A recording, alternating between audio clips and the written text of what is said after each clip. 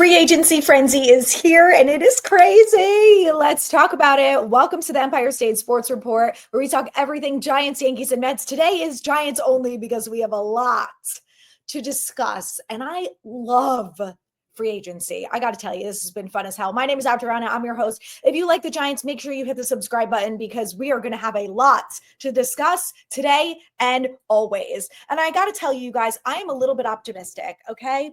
Call me crazy. I said it. I said if Joe Schoen makes a couple good moves in free agency, he's going to get me a little excited and a little optimistic. Do I think this team is going to win 10 games? Hell no. Do I think the defense is going to be fun to watch? Hell yeah.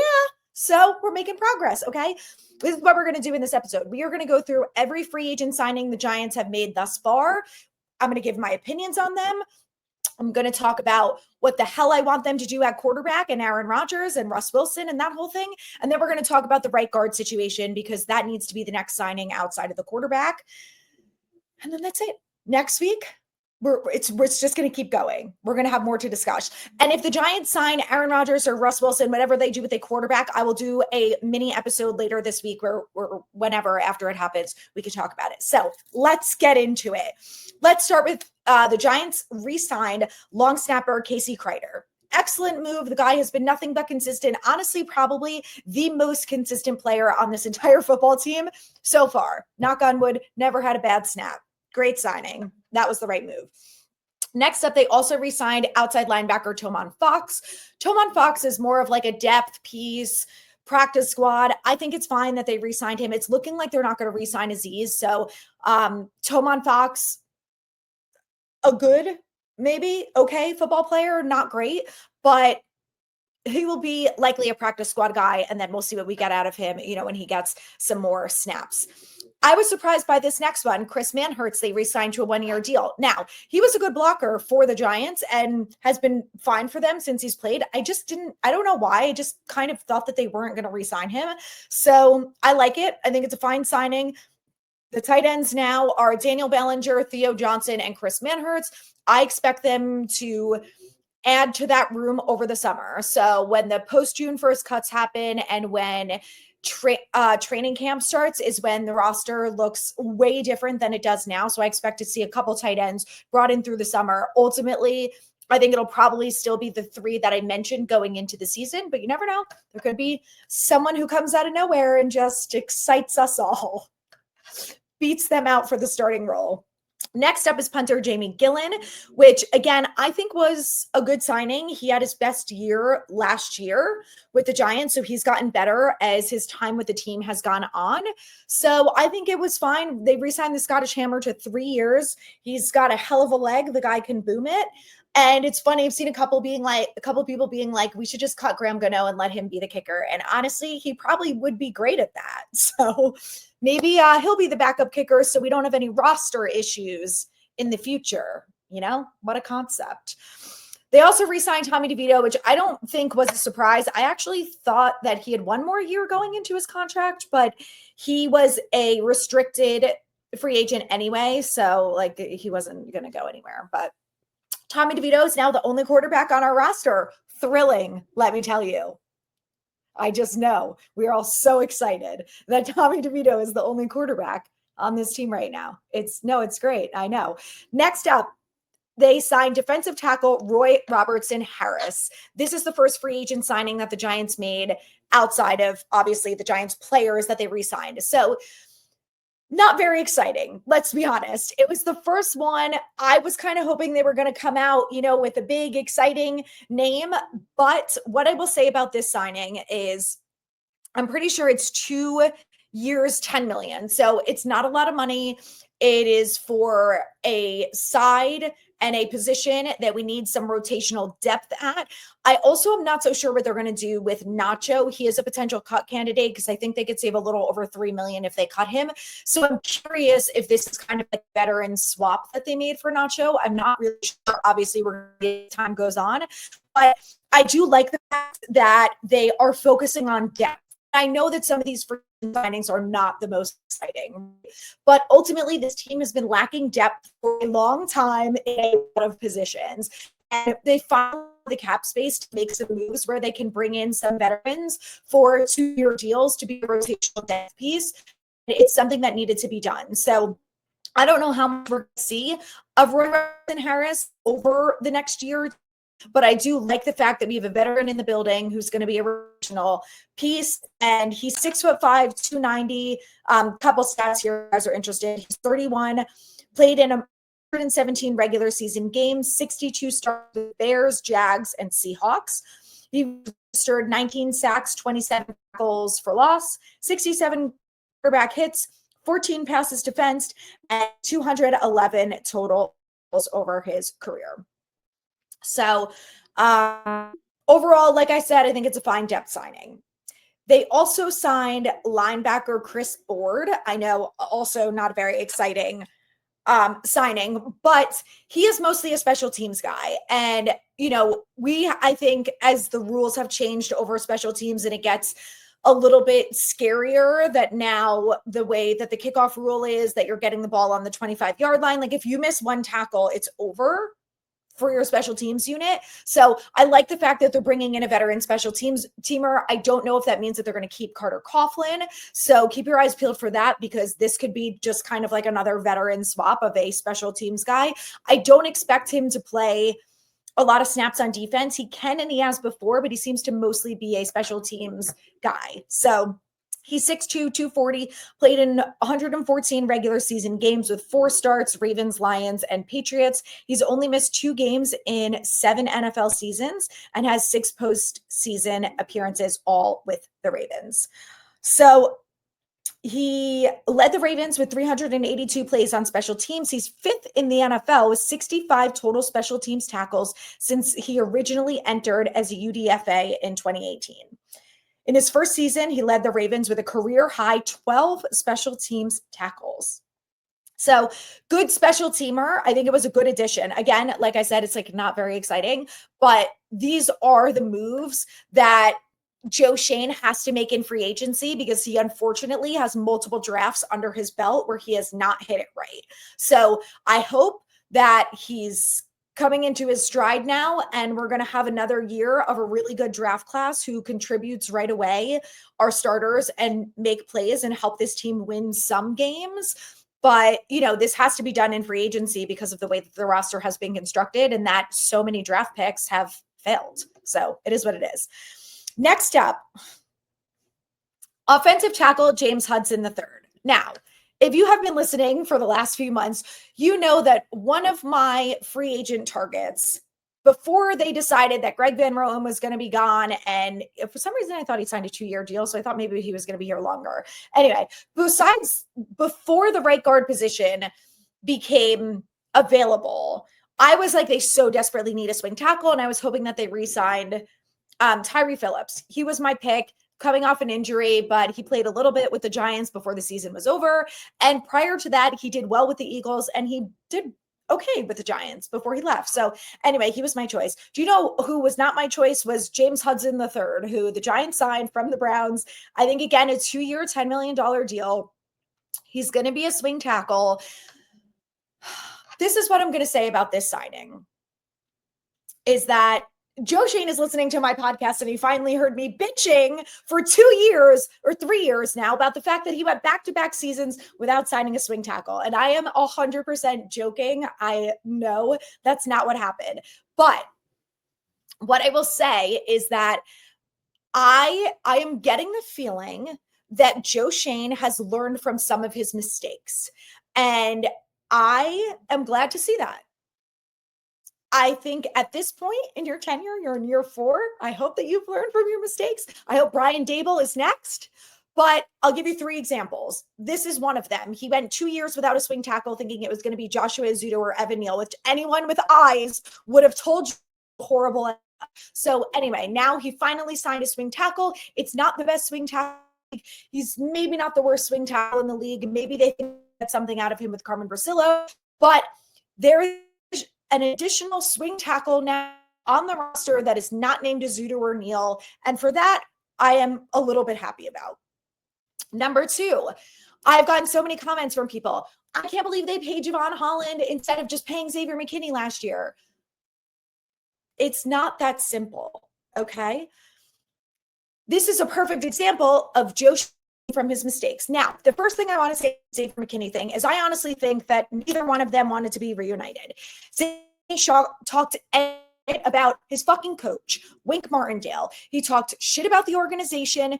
He complained about losing, complained about this, did it all very publicly, and always had these weird cryptic tweets towards the end of the season. So in my opinion, I don't think that Xavier McKinney wanted to continue to be a Giant.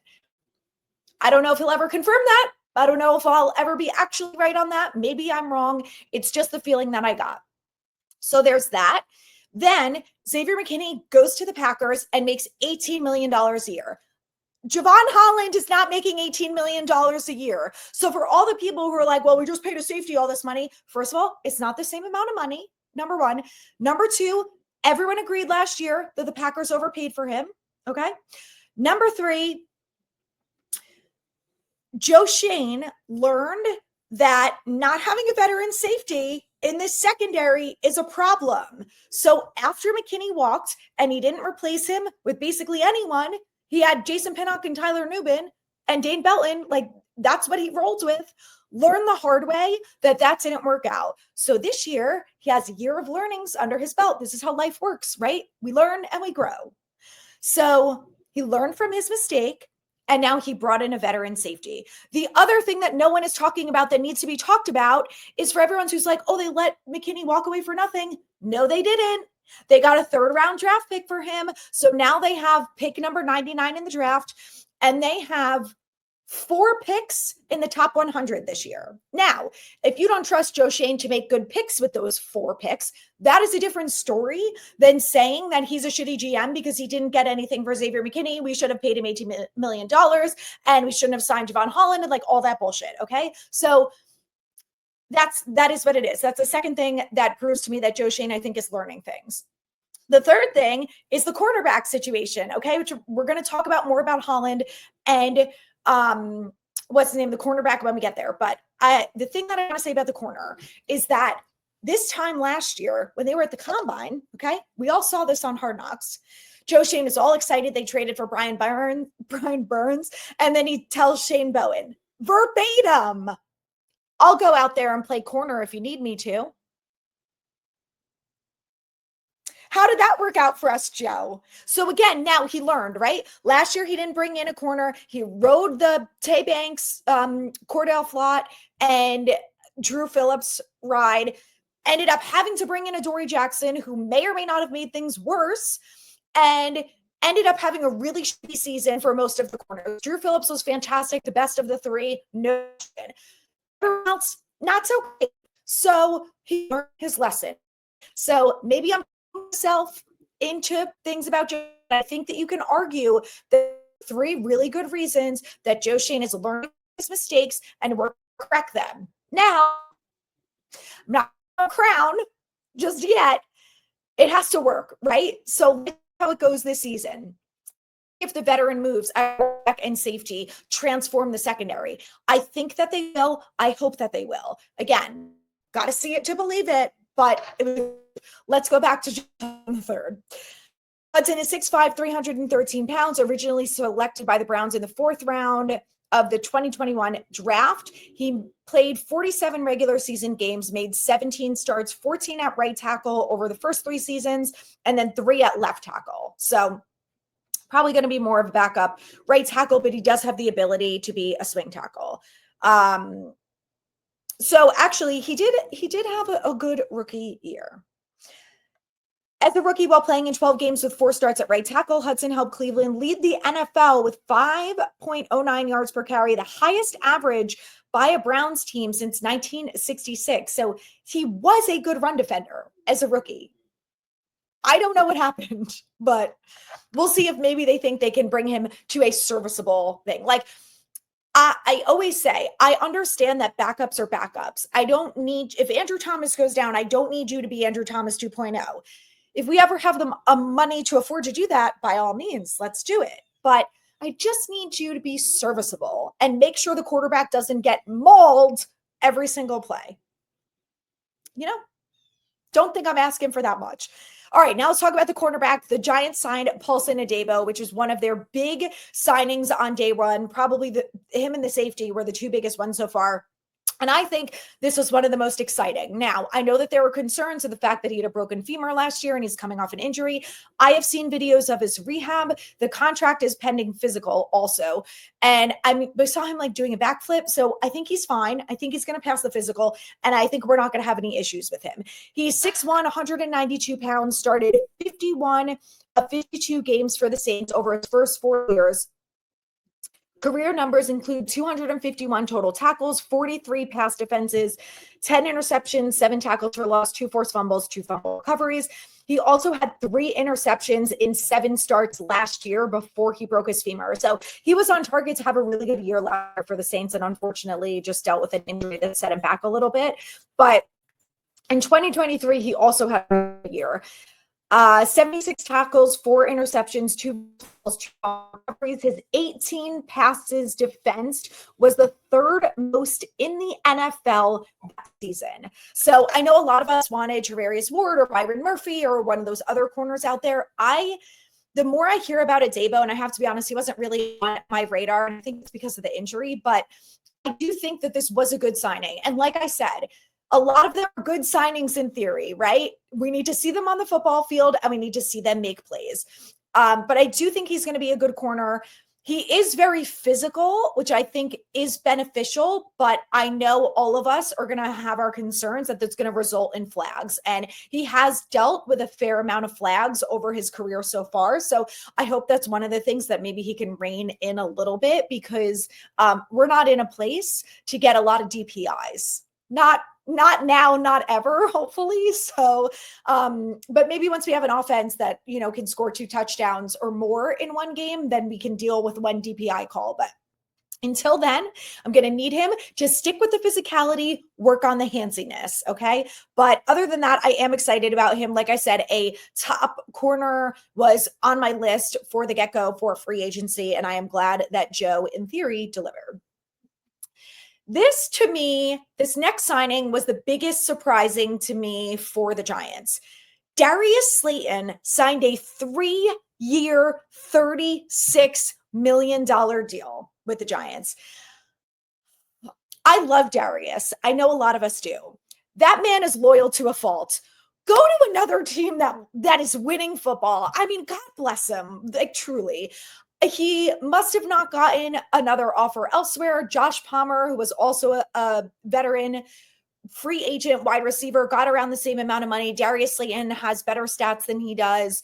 And I don't know, maybe he just never got any other deals, but I'm like, why would you want to come back here?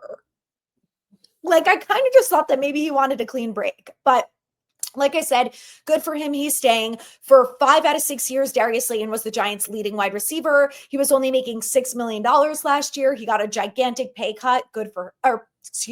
He took a gigantic pay raise because he took a pay cut last year. And God bless him.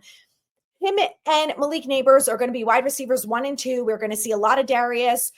I would keep your eyes peeled. I wonder if they're thinking about a Jalen Hyatt trade, because the fact that they brought back Darius means that Darius is going to get all the starting snaps and Jalen Hyatt most certainly is not. So very interesting situation. I don't know what's going to happen with Hyatt, but I wouldn't be surprised if as a result of this signing, that happens. Now, do we need a couple more wide receivers? Sure. Will they get one in the draft? Definitely. At least I think. But I think that re-signing Darius was a good idea. I just honestly didn't see it happening, and I didn't think they were going to give him that money. But like I said, it is what it is. He's right on par with Josh Palmer. He knows the system. He knows the coaching. He's a leader in the locker room. Guys like Malik Neighbors look up to him. Darius was showing Leak where to stand, where to be before plays started. So he knows what he's doing, and he's a good vet. And I know a lot of people wanted a veteran free agent wide receiver in free agency, and there was talk of Godwin and things like that, but all of those guys got more money. And I think Slayton is one of those guys that is just a really good caliber Giant. He's a good person. He's a good player. And, I know so many people are like, he's not worth 12 million. He's not this, he's not that. If he has a normal season for him this year, like an average season for Darius, which is what, like around 700 yards, he will be in, I think, anywhere from the top 5 to top 10 New York Giants wide receivers with the most amount of receiving yards. So I know everyone is like, oh, he's a bum. He can't catch the ball. He has improved on his drops. And like I said, before Malik Neighbors got here, he was the Giants' leading wide receiver. So imagine what him and Malik Neighbors could do with a quarterback, which is Tommy DeVito. Let's go. I'm just kidding. Okay, next up is defensive end Chauncey Golston. And what I love about this signing is that Micah Parsons retweeted it with 2 sad faces and wrote, damn. Love to see that. Anyway, so he's 6'5", 268 pounds. He had his most productive season in Dallas last year, played all 17 games, recorded career highs in starts with 13, tackles with 56, sacks 5.5, passes defense 5, tackles for loss 5, and quarterback hits 5. He also recorded his first career interception in week 12. So this was, I think it's a 3-year, $19.5 million signing, which, like I said, is fine. You're talking about a good rotational depth piece. I think he's going to replace Aziz, would be my guess. I think that he's a little bit better of a run defender, though, than Aziz is. So I think for $19.5 million for 3 years, like, you're looking at a versatile guy who's going to be a good rotational player. So I'm happy with that one. And again, for that amount of money, it's fine with me. Quick water break. I have been talking a lot for the last 3 days, as you guys, I'm sure, are aware. I have been on lives a lot, but it's been exciting. It's been good. Okay, let's talk about Javon Holland now. So he signed a 3-year, $45.5 million deal. I think it's like 45.3 million, where with the incentives, he could get up to 46.8 million. And the guarantees is 30 million a year, which I forgot to talk about this with Adebo, if anyone is interested, but he signed a 3-year, 54 million. So he's getting paid 18 per year, which is the same amount as Travarius Ward, I think. So they ended up getting the same deal. So anyway, Javon Holland is getting less. He's getting 15 mil a year, which again is less than Xavier McKinney. Do I think that he's going to have 8 interceptions this year? Probably not. But I do think that he is going to be a good addition to the secondary. They need a veteran safety. And, I think him paired with Tyler Nubin, I would think, like, you got to feel pretty good about that. And I really didn't expect them to go after a veteran safety in free agency. So I'm glad that they ended up doing it, because I think that this was a good signing. One thing about Holland, I want to pull up this tweet because I thought it was really good. Oh, speaking of, Jermaine Illuminor just tweeted big season ahead. So I wonder if he knows anything that we don't know about the quarterback position. Okay, hold on. I need to go to likes. There was a good stat about Holland. This one, okay. In his career, he has a 91.3 coverage grade, which is 5th among all safeties since 2021.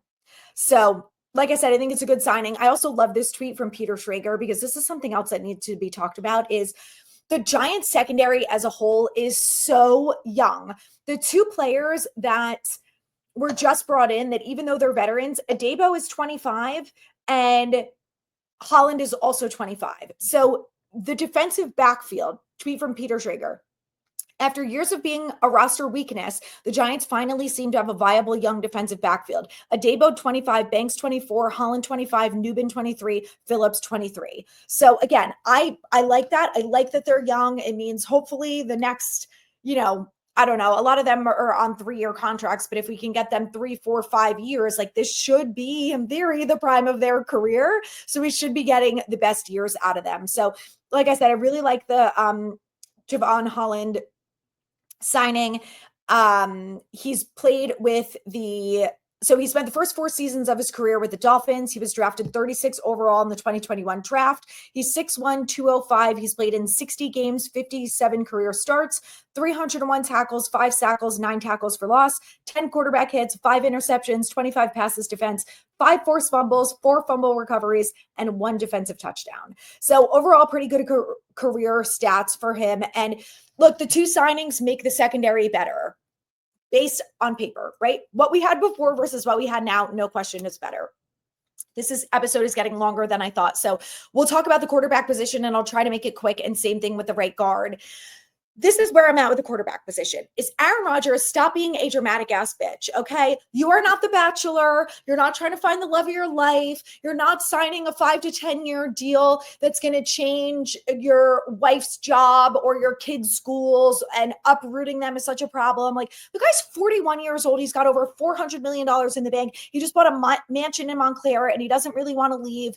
And, you know, he's deciding between the Giants and the Steelers, but 36 hours ago, the Steelers was a done deal, but now the Giants are involved, and maybe now the Vikings are involved, and the Giants are apparently willing to give him $40 million, which I think is a disaster. That has disaster written all over it, and I hope to God that's not actually true. But then it sounds like the money is not the holdup. So what's the holdup, Aaron? Like, figure it out, bro. Stop making everything so dramatic. He is literally holding the league hostage. Okay. After the Daniel Jones signing, there have been no other quarterback signings because everyone's waiting to see what Aaron Rodgers does before Russ Wilson, Joe Flacco, Jameis Winston, Carson Wentz, all these other quarterbacks sign deals, because their teams are waiting on what Aaron Rodgers is going to do. So figure it out, man. It's ridiculous. He's being dramatic for no reason. Get the fuck out of your darkness hole and figure it out. It's not that hard. No matter what team he goes to, let's say the Vikings are in the mix and you're between the Steelers, Giants, and Vikings. Newsflash, genius, you're not going to the Super Bowl with any one of them, okay? So just pick one based on where you want to live, who the money that they're going to give you, what the team looks like. I don't give a shit what your deciding factors are, but for the love of God, pick a goddamn team so everyone can move on with their lives. And so the Giants can sign a right guard because Mekhi Becton is still available, Brandon Scherff is still available, and so is Dalton Reisner.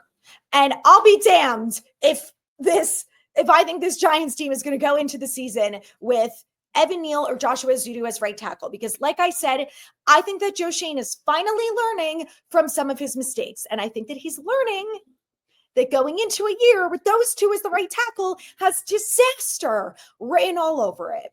So if he's smart, he's going to sign one of those or someone else who's not named Zudu or Neal. He's going to sign a veteran right guard, and he's going to do it right now.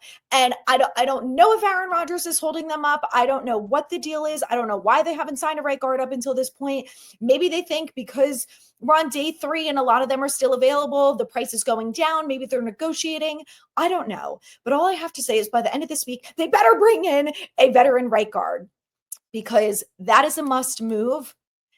They can think that Aaron Rodgers is going to take them to the promised land. He's not doing that with Evan Neal or Zudu as your right guard. Okay. So just bring one in. That's all I ask.